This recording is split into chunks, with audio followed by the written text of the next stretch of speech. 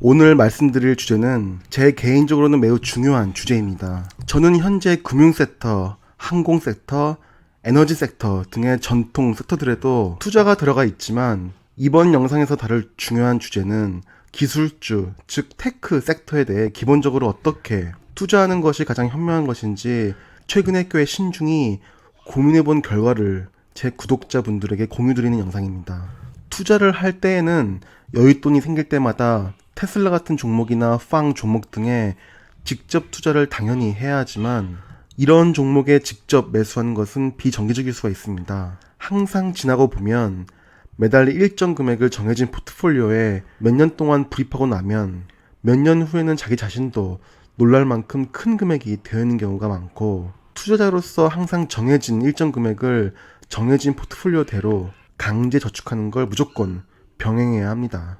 과거에는 적립식 펀드가 이 역할을 했지만 저는 개인적으로 적립식 뮤추얼 펀드의 시대는 끝났다고 보기 때문에 이번 영상은 테크 섹터의 하나여서 어떻게 투자하는 것이 정말 최고의 시나리오인지 제 나름 신중하게 생각한 결과물을 공유드리려고 합니다. 제 나름대로는 매우 소중한 결과물입니다. 투자를 할 때에는 지금은 가상화폐도 있긴 하지만 기본적으로 제가 현재도 들고 있는 금, 채권, 그리고 비기술 섹터들에도 어느 정도 분산 투자는 기본적으로 해야겠지만 가장 중요한 투자 섹터는 기술주 섹터라고 생각을 합니다. 그래서 기술주 섹터에 대해 투자를 함에 있어서 어떻게 투자를 하는 것이 가장 합리적인가를 한번 제 결과물을 보여드리겠습니다. 우선 지금 보시는 화면이 제 구글 시트에 있는 화면입니다. 구글 시트로 모든 자산의 실시간 가격 및 수익률 등도 쉽게 나타낼 수도 있는데 어쨌거나 지금 보시는 화면에 대해 설명을 드리겠습니다.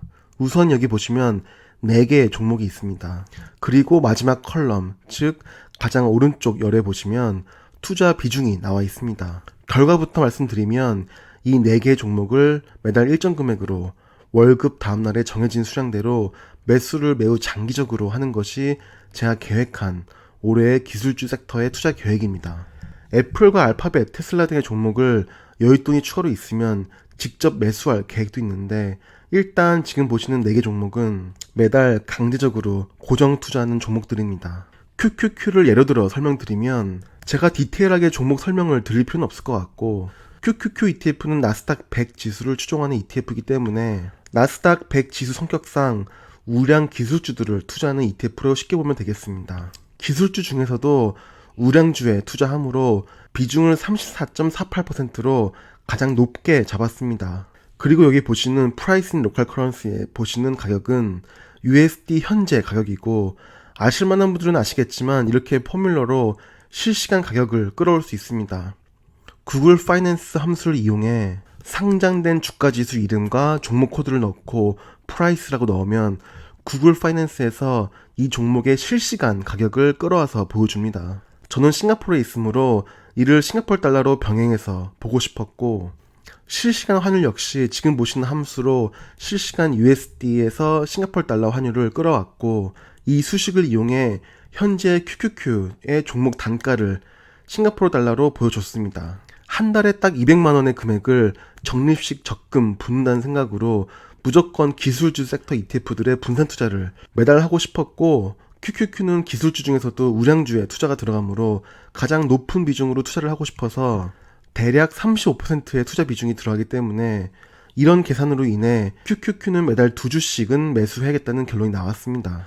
만약에 미국 기술주 종목들의 대조정이 와서 종목 가격이 혹시 매우 큰 폭으로 떨어진다면 그때는 쌓아놓았던 여유 현금으로 더 많은 수량을 매수해야겠지만 별일이 없으면 매달 2주씩 매수를 하는 겁니다. 그 다음으로 본 종목이 아크K입니다.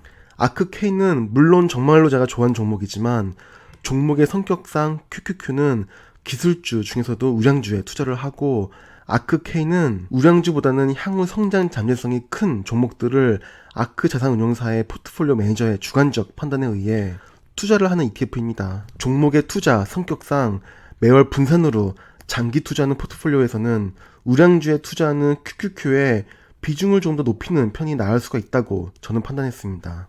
가령 한국에서 삼성전자 종목이 있고 정말 높은 성장성이 예상되는 종목이 코스닥에 있다고 하면 제가 아무리 코스닥에 있는 특정 종목의 성장성을 확신한다고 해도 포트폴리오를 짤 때 삼성전자 같은 블루칩보다 더 높은 포트폴리오로 성장주를 투자한다는 것은 좀 애매할 수가 있습니다.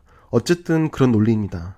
그럼 왜 QQQ를 투자하는데 아크K를 또 투자하느냐에 대해서는 제가 지난 영상에서 설명드린 적이 있는데, 어쨌거나 QQQ와 아크K는 같은 기술주 섹터를 추종하는 ETF이지만 두 종목 간에 편입된 종목은 많이 겹치질 않습니다.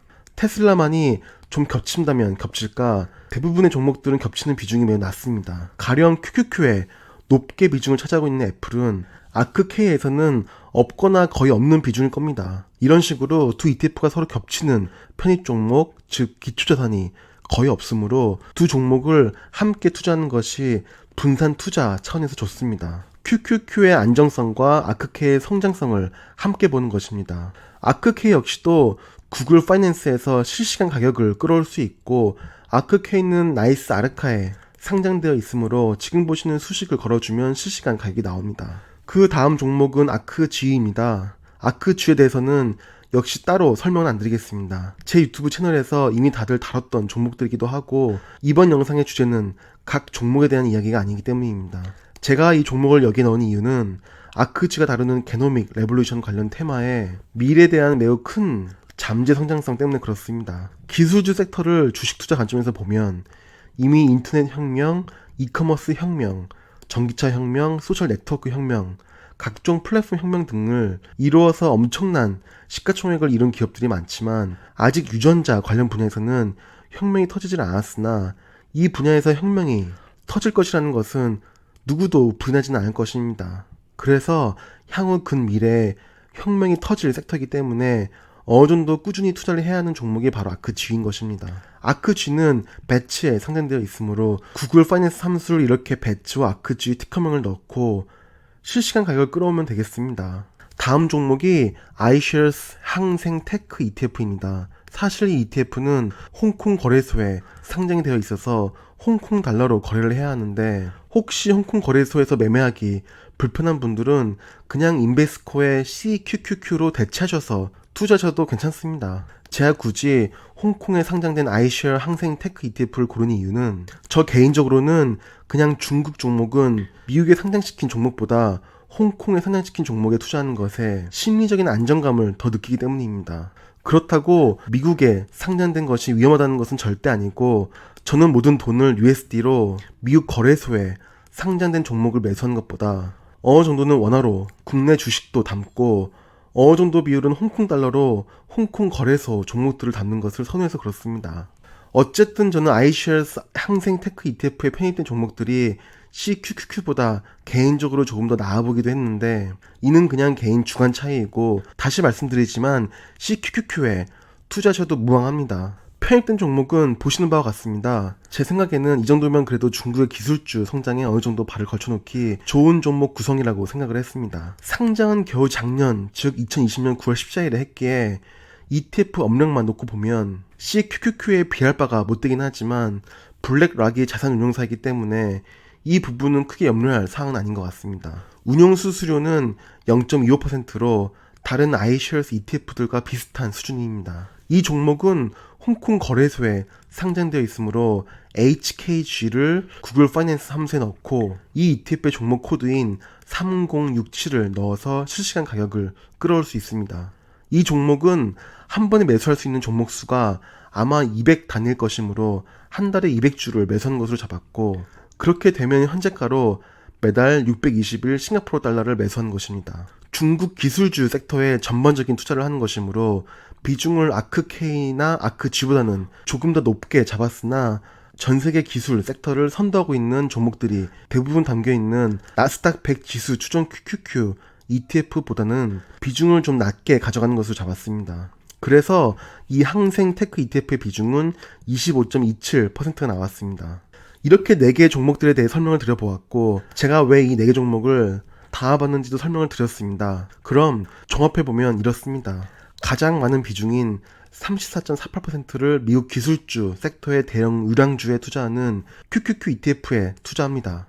그 다음으로 높은 비중인 25.27%는 중국을 대표하는 기술주들에 투자하는 항생 테크 ETF에 투자합니다. 하지만 이는 홍콩 거래소에서 홍콩 달러로 매수를 해야 하므로 이 ETF가 떨어진다면 같은 금액을 나이스 아르카에 상장되어 있는 CQQQ에 투자합니다. CQQQ는 인베스코 자산운용의 차이나 테크놀로지 ETF로 항생 테크 ETF와 종목 구성은 좀 다르지만 어느 정도 중국을 대표하는 기술주에 투자한다는 점에서는 대체가 가능합니다. 그리고 그 다음으로 높은 비중은 아크K로 23.1%를 투자합니다. 아크K는 아시다시피 테슬라 같은 지금은 초대형 우량주가 되어버린 종목도 있지만 우량주보다는 잠재적 성장성이 크게 기대되는 종목들에 투자를 합니다. 그리고 나머지는 17.16% 비중으로 아크G에 투자를 합니다. 그런데 뭐 당연한 얘기지만 종목들의 주가는 매우 변동적이기 때문에 현재는 매달 200만 원이라는 금액을 이런 비중으로 나눠서 분산 투자한다고 보여지긴 하지만 이 비율과 200만 원이라는 절대 금액은 매일 바뀌고 매주 바뀌고 매달 크게 바뀔 수가 있습니다. 가만 보면 일반적으로 QQQ, 아크K, 아크G는 비슷한 방향으로 주가가 흘러갈 것입니다. 그리고 항생 테크 ETF 같은 경우엔 비슷한 방향으로 주가가 흘러갈 수도 있고 아닐 수도 있습니다. 만약 지금 보시는 4개 종목이 모두 50%씩 올라서 여기 나오는 수량만큼을 매수를 하려면 월 200만 원이 아닌 월 300만 원이 필요한 경우가 생긴다면, 그리고 만약 월 300만 원이나 투자할 만한 여력이 없다면 그때는 30일에 한 번 매수하는 것이 아니라 가령 45일에 한 번 매수하는 식으로 조절을 할 수 있겠습니다. 그리고 월 200만 원은 그냥 예시일 뿐이고, 만약 여유자금이 나는 앞으로 매달 100만 원밖에 없다고 생각되는 경우엔 매달이 아니라 2달에 한 번씩 지금 보시는 수량만큼 매수하셔도 되는 것입니다. 중요한 것은 매달이 되었든 2달에 한 번이 되었든 꾸준히 정기적으로 시기를 분산해서 적립식으로 투자하는 것입니다.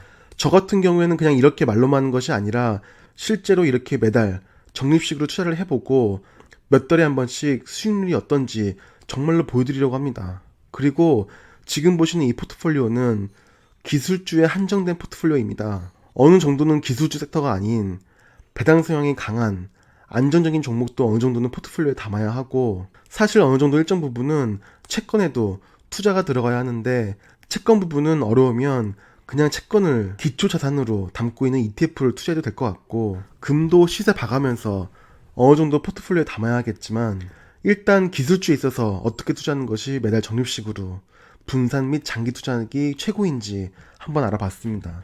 그럼 이렇게 10년을 투자한다고 가정했을 때 10년 후에는 도대체 얼만큼 돈이 쌓여있을지 계산해보려고 합니다. 각각의 종목들의 지난 10년 동안의 연환산 수익률을 기준으로 기술주가 지난 10년간 성장한 것만큼 최소한 향후 10년간은 성장하지 않겠냐는 가정으로 지난 10년 동안의 연환산 수익률을 기준으로 해서 계산을 해보겠습니다. 물론 QQQ를 제외하고는 상장된 지 10년이 채 안 되었으므로 이런 경우엔 최대한 긴 기간으로 수익률 실적을 뽑아서 연환산으로 대입하겠습니다. 일단 QQQ 같은 경우엔 10년 평균 연환산 수익률은 20.52%입니다. 아크K 같은 경우엔 5년 연평균으로 연환산 수익률은 49.598%, 즉 50%입니다. 아크G는 5년간 수익률이 41.764%입니다. 항생 테크 ETF 같은 경우에는 작년 9월 14일에 상장되었으므로 상장된 지 이제 겨우 4개월밖에 안 되었으므로 이 ETF와 매우 비슷한 성격의 CQQQ의 수익률을 예를 들어 가정하겠습니다. 아마도 두 ETF의 수익률은 앞으로도 크게 괴리가 발생할 것 같지는 않습니다. CQQQ 같은 경우엔 10년 평균 연환산 수익률은 13.421%입니다.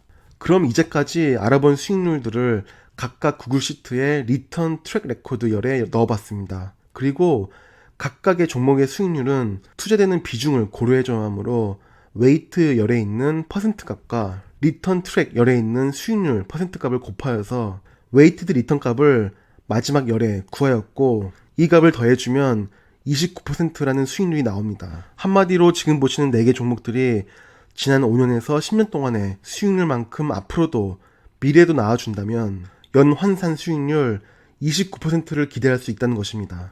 물론 언제까지나 이 수익률을 달성한다는 것은 워렌 버핏도 하기 힘든 이상적인 값이긴 합니다. 어쨌거나 이렇게 계산해 보겠습니다.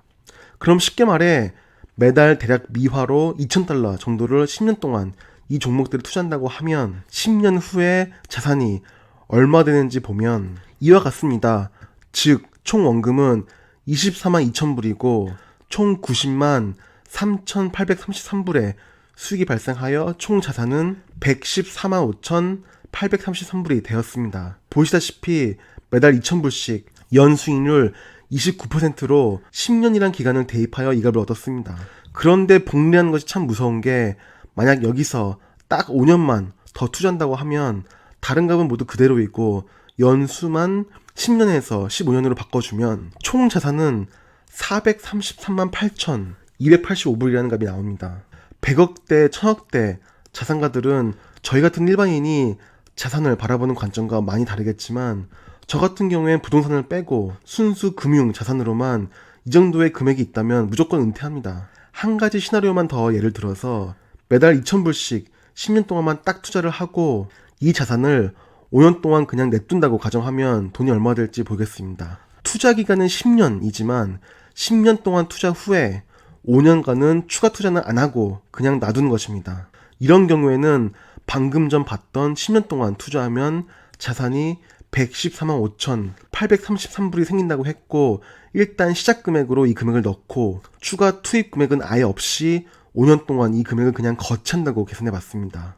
그런 경우에 5년 후의 자산은 409만 3,264.86불이 됩니다. 결국 15년 동안 매달 2,000불씩 돈을 넣는 경우나 아니면 10년 동안만 매달 2,000불씩 넣고 나머지 5년은 그냥 거치해두는 경우나 총 자산에 큰 차이는 없습니다. 이게 복리의 무서움이고 그래서 어떻게든 젊은 나이에 목돈을 모아서 투자 자산이 복리로 불어나게끔 해야 하는 것입니다. 저는 실제로 두 아이가 있는 가정이 있어서 이걸 알지만 그럼에도 불구하고 일단 부동산 구입이라는 옵션을 선택했고 그래서 올해부터라도 정말 정신 바짝 차리고 다시 금융자산을 모으려고 하는 건데 일단 제가 몇 달간 고민한 결과물이 이렇습니다. 과거에도 그랬고 미래에도 그럴 것이고 기술주 섹터가 금융시장에서 가장 아웃퍼폼하는 섹터가 될 것입니다. 모든 기술주 관련 기초지수들이 역사적으로 모든 기타 지수들을 아웃퍼폼 해왔고 이는 앞으로도 지속될 것입니다. 결국 세상은 기술주가 성장시키기 때문입니다. 기술주에만 투자하는 것은 안 되겠지만 가장 신경 써야 할 섹터가 기술주인 것입니다. 일단 저는 이렇게 해보려고 하고 제 영상이 투자 종목을 골라주고 매수를 권유하는 주식 리딩방 같은 채널은 아니고 이런저런 정보들을 단지 공유만 해드리고 투자의 선택은 항상 시청자분들에게 맡기지만 저는 개인적으로 이 네 종목의 조합이 전 세계를 이끄는 기술주들을 가급적 모두 놓치지 않고 훌륭하게 분산 투자하는 포트폴리오라고 생각했습니다. 이번 영상은 이렇게 줄여보겠습니다. 개인적으로는 최근 가장 관심 분야에 대한 영상이고 제 나름대로 제가 고민 끝에 내린 소중한 결과물을 공유드리는 영상이었습니다. 그럼 지금까지 영상 시청해주셔서 감사드립니다.